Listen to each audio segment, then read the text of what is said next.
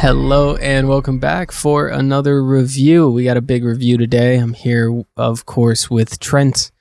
He's been in the trenches, been on the dance floor for the last dance of the Venom variety. Venom 3 hit theaters, and Trent, you saw it. Yes, I did. I sat my ass in the theaters and watched the new Venom movie, and it certainly was something. So, uh, you know, going into this movie, we both kind of expected this to, not be the greatest movie, and well, we were unfortunately we were right about that because um this movie, you know, it doesn't really drag at all, so I'll give it that, but at the same time, like, it just feels like a first draft of a movie. Like the dialogue, like the way that people talk to each other, like it really just feels like there's some scenes that just have placeholder dialogue, or uh just things that should be more fleshed out. I mean, the movie starts and it opens on Noel, and he literally has like a hologram the like the thing, and he's like, "I've been trapped here by my own kind. This is the thing I have to get. This is what I'm after, and I'm not going to stop until I get the thing." And it's just like, all right, cool. And it's just all literally painted out for you. It's like word by word, just saying exactly what's gonna happen. And like, I get it. Like, some people, like, it's a Venom movie. Like, you're gonna go in there, you're gonna turn off your brain, and you're just gonna enjoy some Tom Hardy and some Venom. But you know that those parts of the movie, I think, probably worked the best, is the scenes where Tom Hardy and Venom are just doing just kind of still doing like the same like buddy stuff, where uh Venom Venom just takes Eddie on, just like holds onto the side of a plane like we saw in the trailer, or stuff like that. And that's all really fun. And I do think that this this story could have been the best Venom movie. I mean, I think that the plot lines are strong enough to where the pieces are there to where it could have been a good, not only a good Venom movie, but a good ending to the trilogy. And uh it got to the point where, you know, I was I found it that it was the hold on, let me get the the third act, for one. I thought that the started out really strong, the third act did, but then it kind of just like lost it towards the end. And I think that there's a lot of plot devices and stuff in this that could have been used, that they did use well for part of the time, but I think that it just kind of just fell flat at the end. I mean, because part of the thing is, so Noel, he's like the big symbiote, big bad, and he's got all of his little minions called the xenophages, something like Nice. that. But Big. Yeah. so essentially he sends all of them out to go collect this device that Venom has. And Venom has it because I guess he like used the symbiote to transfer like some sort of life to Eddie at some point. So like him and Eddie are connected, which created this thing for some reason. But they can only see the device when Venom is in like his full form, with when he's attached to Eddie. So I think that's a really interesting concept, that like Venom could be anything. And that's why in the trailer we see like a Venom horse, and there's like a Venom fish and stuff like that. And like I found that all really really cool, and a really cool concept. But I thought that it could have been used better, and that was one of the things that I thought, was one of the better concepts that have come out of this Venom trilogy. But and another thing is like the xenophages, they'll just like, so going back to when he's attached to the plane, right? So the xenophage, he is in this, just like in a town on top of a building, and then they're literally on top of a airplane going over like some sort of mountains, right? The xenophage just like jumps and then just appears.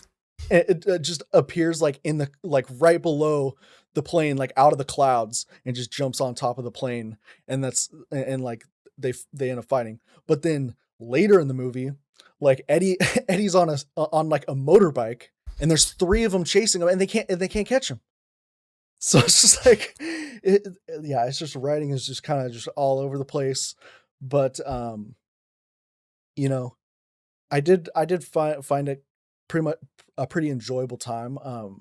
I was finding it kind of ironic that I thought that like the or I guess like the third act was probably one of the stronger ones of the Venom movies, because I've been complaining that like they're just adding more and more symbiotes. He's just fighting more and more symbiotes. But like at the end of this, like there's almost a little bit of a payoff for that, but there's also like I don't know, that like for some reason more Venoms in this movie worked. So I don't know what it did to me. Maybe I'm just infected with the Venom, but it happens. I mean, from kind of what I've been seeing, the film isn't necessarily the worst thing when you just break down the purely like the story elements and stuff from it, but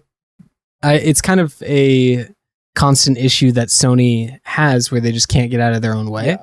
And like most of the negative reviews aren't necessarily about like it being stupid, because like we kind of expect that. You're going to a Venom movie, there's been 2 of these already.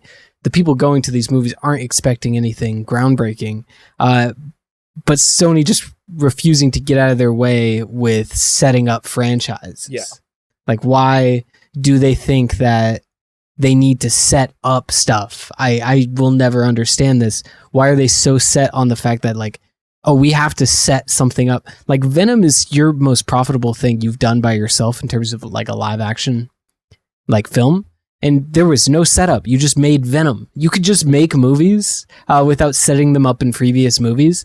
I think they learned the wrong lesson from seeing like Infinity War and Endgame do so well, in that instead of just like making something that people are excited to see because they're excited to see, it's just all about, oh, people only went and saw that because of how much setup was involved.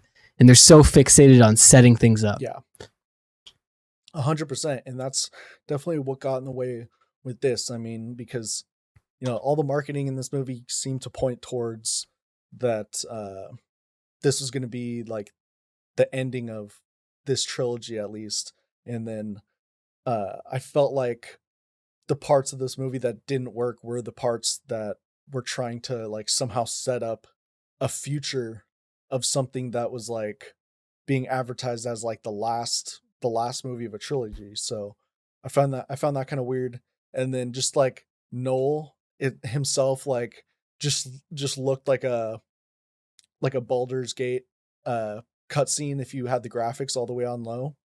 Like it was just, he just did not look good. And I hope that if we eventually see him, in the future, that they change the look, because and I mean, I love Andy Serkis, but I don't know. There's something wrong with that voice.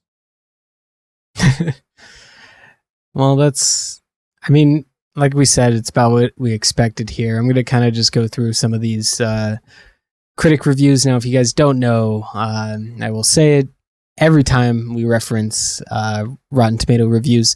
These are not by Rotten Tomatoes. These people are not paid by Rotten Tomatoes. Rotten Tomatoes just aggregates reviews from all around the internet based on trusted reviewers, and that's how they get their scores. Rotten Tomatoes isn't biased. I'm sure you've heard that. At some points they're like, oh, they have a certain agenda. No, it's just if it's good or if it's not. So like most of the scores I am seeing, it's like 3 out of 10. There are, some 3 out of 5s, which is, going to be that 36% that it sits at right now. But this is from Chris Knight of Original Sin. The final chapter of the Eddie Brock story and his alien symbiote is also the worst. Little more than a long chase scene as alien and human forces try to capture Venom. This one is from Deval Roy of The Times of India. The film leans heavily into fan service. The bromance between Eddie and Venom is enjoyable. However, in terms of overall engagement and thrill, it's likely a one-time watch. And kind of that sentiment is echoed throughout most of the critics of it just being, a fairly bland story that has, some enjoyable elements. I think this will probably do well at the box office. I'm not sure. I haven't seen any of the pre-sale numbers, which give you an idea most of the time. But there's not a ton to watch in theaters right now, and this is a big theater time, so I wouldn't be surprised if this does well like all the Venom movies have.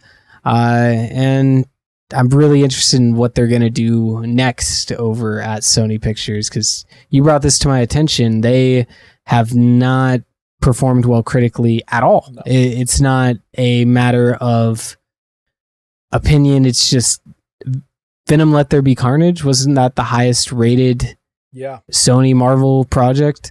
Other than that, Venom was reviewed very poorly. Morbius was canned. Madam Web was laughed out of the building. And now we're coming on to The Last Dance. I don't know if they care because they're profitable enough, or something really does need to be done about how they are making these movies. This one was directed by Kelly Marcel, Kelly Markle. Yeah. Trying to see what else she's done, but it looks like in terms of directing credits, this is her directorial debut. Okay. Looks like she wrote Let There Be Carnage and Venom. So it looks like they're kind of just hiring in-house people, not really going outside of the Sony sphere, at least as of recent. So maybe something needs to change there. Most likely, I would assume, but kind of just spinning tires right now. You got to assume that Tom Hardy's basically directing them at this point. I mean... Hey, they had Andy Serkis on the last one. Like, let's go crazy. Yeah. But that's pretty much it for our Venom 3 review. If you agree with us, go ahead and let us know in the comments. If you disagree, if you didn't watch it, go ahead and tell us what you would have rather seen in another Venom movie. So thank you all for watching. See you in the next video. Peace.